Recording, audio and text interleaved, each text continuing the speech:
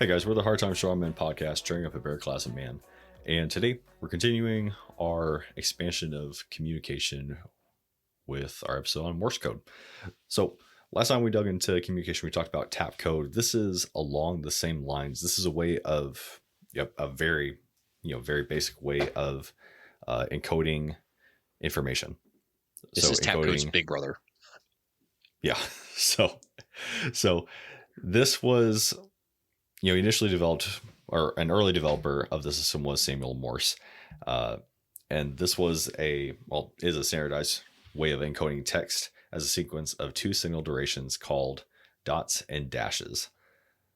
So this is seen internationally in maritime aviation, amateur radio, in some early pop culture movies. Everyone knows SOS. Oh yeah. If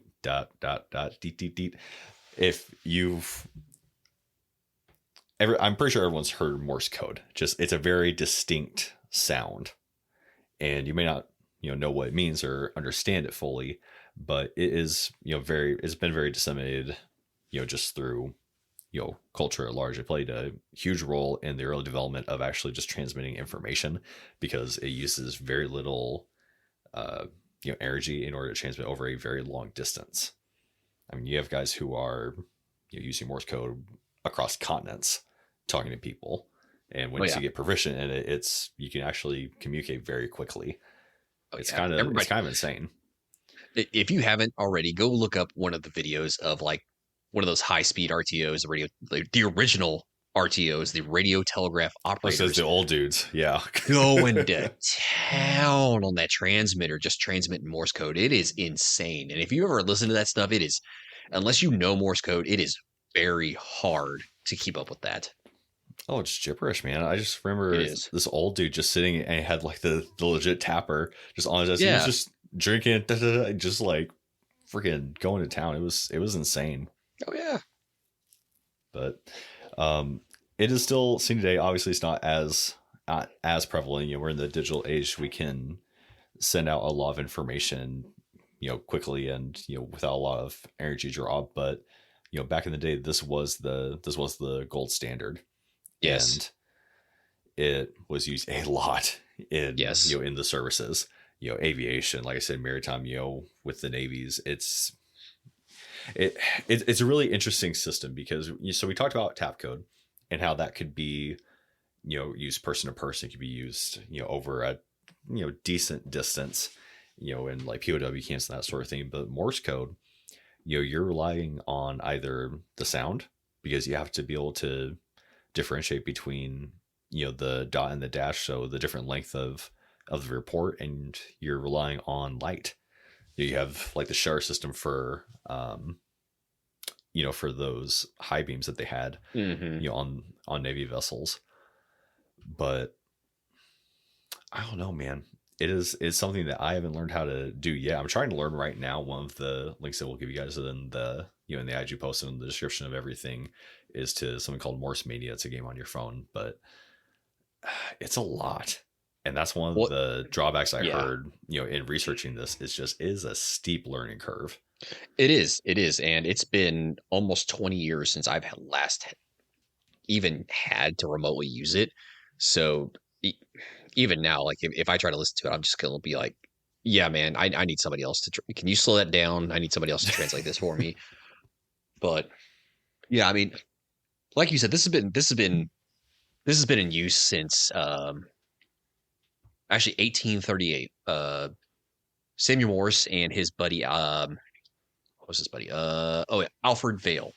So Samuel Morse and Alfred Vail invented this back in 1838, and it's still in use today. Think about that, guys. That's a long time of dis and das. A long time. And back then, so it went over a couple of revisions, right, from the original what they came up with. But yeah, and I mean, it took almost like 15 years before even Europe picked it up, because it was just at the time it was revolutionary. Mm-hmm. It was one of those things that could actually bring continents together.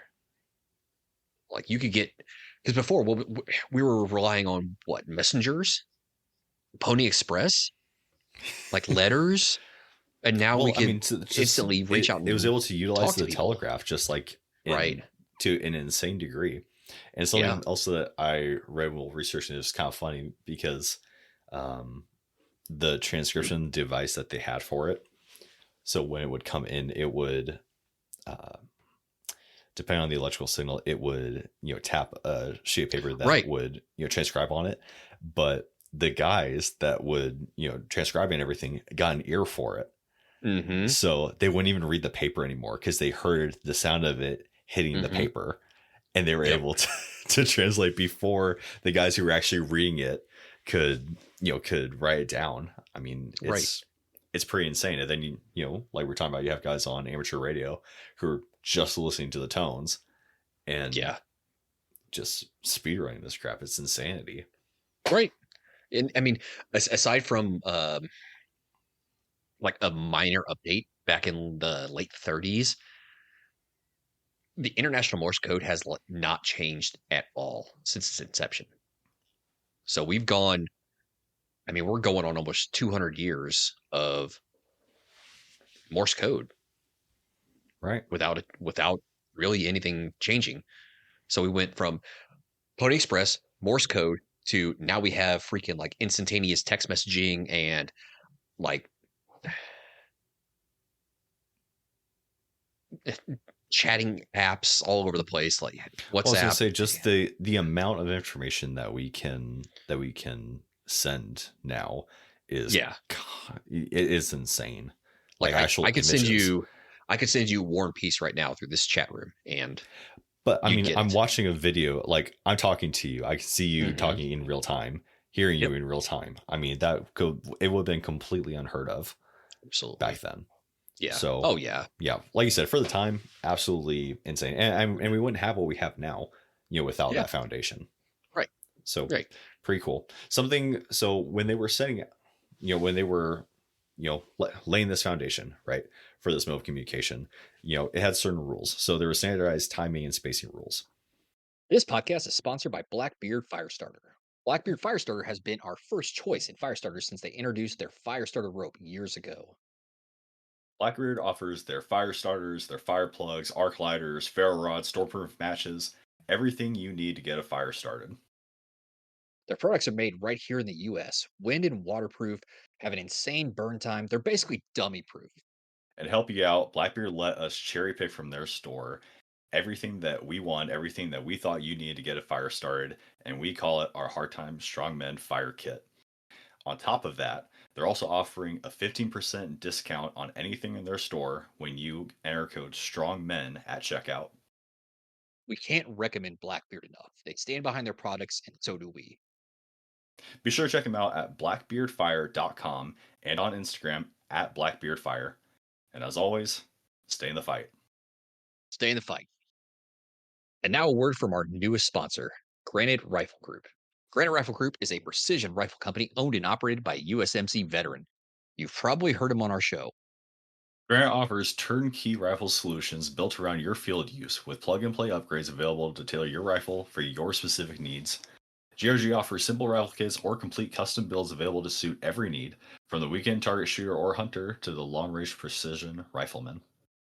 Granite Rifle Group is all about putting high quality precision rifles into the hands of Americans to extend the reach of the American rifleman. And when you use the code STRONGMEN at checkout, you'll get 6.9% off your order.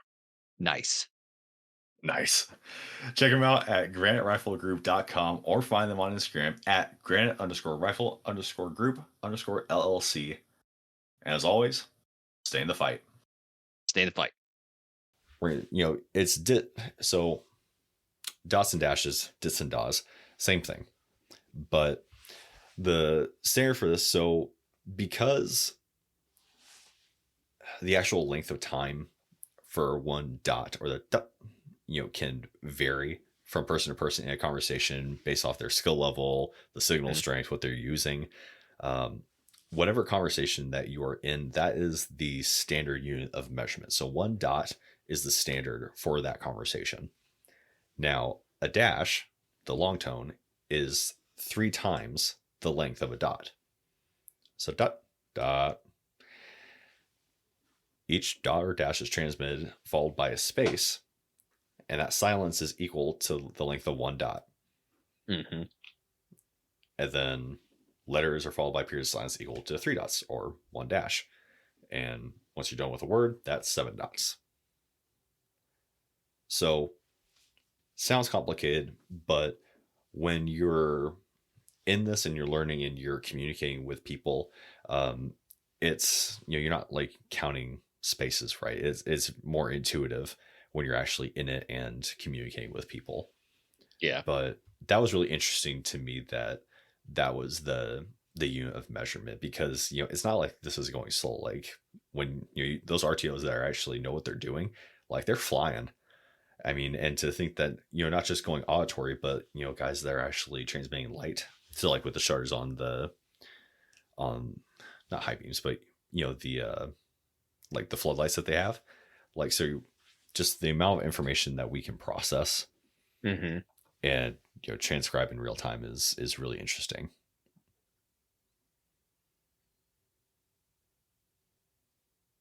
That was fun. I was actually using this entire like list of audio files for each letter, like listen to them to in order and Oh see yeah. how many profanities I could figure out before you stopped talking. I made it through quite a few. I hate you. That is actually a good point. So we will find some royalty-free tones for you guys so that you can actually hear what Morse code sounds like. So here's the beauty of it. It's Morse code, so it's all royalty free. It's not like it's lyrics. Like you can't put a royalty on letters or numbers. That's right. I meant just like something that we can share, just so they have the entire alphabet numbers laid out. I mean, if you want the entire alphabet, I've got it right here. I got the entire alphabet. Numbers, though, I mean, that's a different story. Yeah, I'm saying we'll play it for them. Oh, in the magic of post production. Yes, exactly. That's what I was saying. I've got everything. So. Okay, do pros and cons. What now? Do pros and cons. Okay, so pros and cons. Like you mentioned earlier, Morse code does not require a whole lot of energy, quite literally, just to make each individual dits and dots. That's exactly how much energy you're using. And when it's not like transmitting, so there's a space, there's no energy being used up. It's also internationally recognized and used across pretty much every single country. Like if you start blipping out either Morse code on I forget what are those called? Sounder. Not a sounder. Sounder. It's a you have fun editing this out. The key. The transmitter. Ah, God. I swear I'm not drunk. I'm trying so hard. So I know. So if someone's out there and they're just going to town on a transmitter, like, or you can even use this with light. So you can use Morse code with light. It's very easy. Well, and because it's international, right? So you have international distress. Right. SOS. SOS, yes. And everybody recognizes this SOS. Like anywhere. Yeah. And you can walk into any mall in America and be like, hey, you know what SOS means? And they'll be like, yeah, where somebody's in trouble. The ship's going down. Like, duh. Mm-hmm. Like, everybody's seen Titanic. Spoiler alert, the ship sinks. There's more than enough room on that door. I still don't get that. She was just a greedy. And once he fell off, he ended up, reviving into Inception. And she had that jewel the whole time. That could have completely changed her, her family's well-being. And she's like, you know what I'm going to do? I'm going to throw it. Like I said, she was greedy, just putting it out there. But no, it's pretty easy to cut through the loudness of even the loudest radio room with Morse code. Like that thing starts just going to town on a sounder. It's very distinctive. It is very distinctive. It doesn't sound like anything else. I think that's what gets me, is that it's just Like, everybody recognizes it because it doesn't sound like anything else. It's not gonna yes, that is get Morse drowned code out. coming through. Exactly. Exactly. So even in adverse conditions, low visibility, a lot of interference, it's still going to cut through. Like Mhm. that those sounds of those dis and are still going to cut through everything. Now the cons. This is the hard one. It is, holy crap, a steep learning curve. It is a steep learning curve. But thankfully, these days, we actually have aids that will help you learn this stuff, help you memorize this, because it is a lot. It is a lot to learn, to remember, to recall, especially in the moment. It is a Absolutely. lot. So there is a steep learning curve for beginners. You are reliant on manual input. So prior to automation, like prior to being able to just like tap it into your laptop and then it transmits that way in Morse code. I've seen that done. Um, that's cheating, by the way. Don't do that. Learn. If you're gonna do it, do it. Don't be one of those guys. I mean, you can, but don't.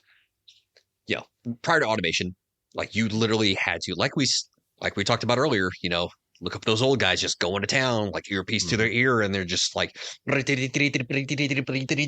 that little freaking transmitter. They're just going. There's also a slower transmission speed compared to, say, text messages or emails or Right. video chat. Like it's a Well, lot and the slower because speed you're is having to going to spell out. vary. Well, the speed's going to vary greatly from transmitter to transmitter. You Correct. know, Yep. that's a huge thing. Yeah. And it's also limited use in everyday communication. Like I'm not going to walk up to somebody on the street and start spelling out like, you know, Well, that's what what I I was have going to for say. lunch. So it's like tap code. Oh, your audio cut out bad there. I could not hear you. I'm sure it was coming through. Last thing I heard was tap code, and before that, nothing. Oh, weird. I was Yeah, just saying, like, it's like tap code. You're going letter by letter, so that's not, correct. you don't have a lot of great usability in the day to day. No, it's a slow process. It's a slow process, and since you mentioned tap code, it is very very similar to that. Like just the basic principles of encoding your messages. It's just a sequence of signals. It's a sequence of taps. You know, and the utilization of the patterns is very similar. Like I have a chart that I'll upload for all you on Instagram that'll show Cool. you exactly how easy it is. Well, not really easy, but how, I guess, simple is the correct word. Simple it is to understand how the dits and das correlate to the actual letters. Like it'll actually have the dits and das on the letter, and it's a little bit easier to learn that way. A little more intuitive. Correct. Yeah. And we did mention both tap code and Morse code have had extensive use in the military. Like this is Morse code has been going on in every war since its inception. Like we use it for radio transmission. Like it's just out there. If, say, a sub or a ship's radio communication goes down, like you're not getting like main messages through your antenna mast, you can still do Morse code. You can still do it visually with lights. You can there's still the option of, like, I mean, hell, if you're on a ship, you could tap it on the hull and it'll transmit through water Yeah. to the other ship if it's close enough. Well, and so that's the tough part with Morse code is that you need to be able to transmit both, the short and the long, Correct. um, symbol, right? But there's another saying that if you're in a bind, you can't designate, one sound over another. You know Correct. what I mean? Like you can get creative with it, Right. but And yeah, like like you you mentioned said, earlier, steep learning curve is it's a little complex, it so is.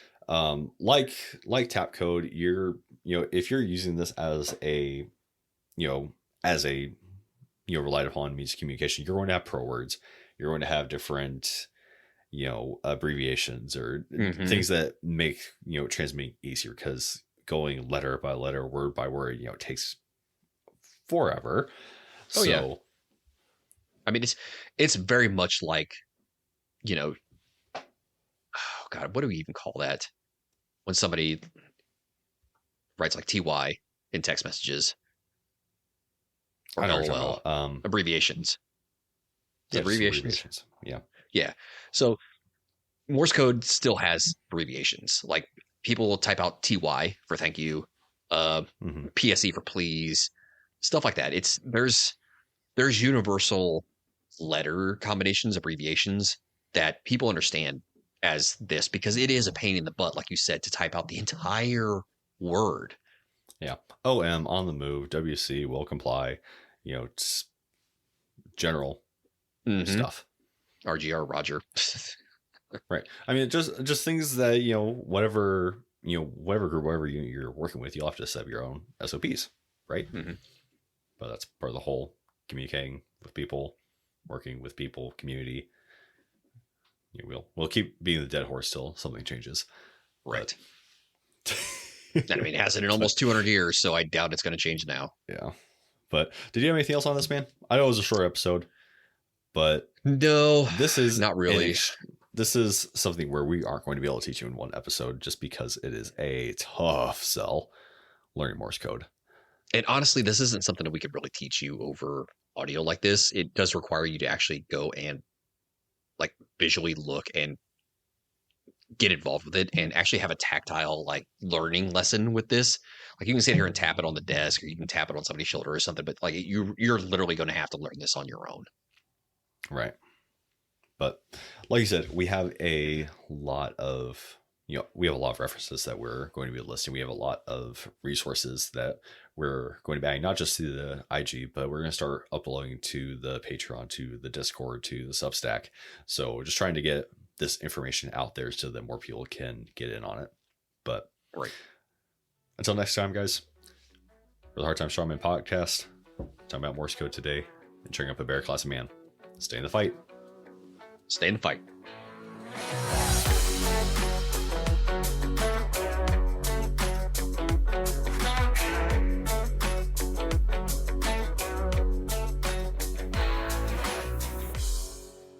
The world is better with you in it.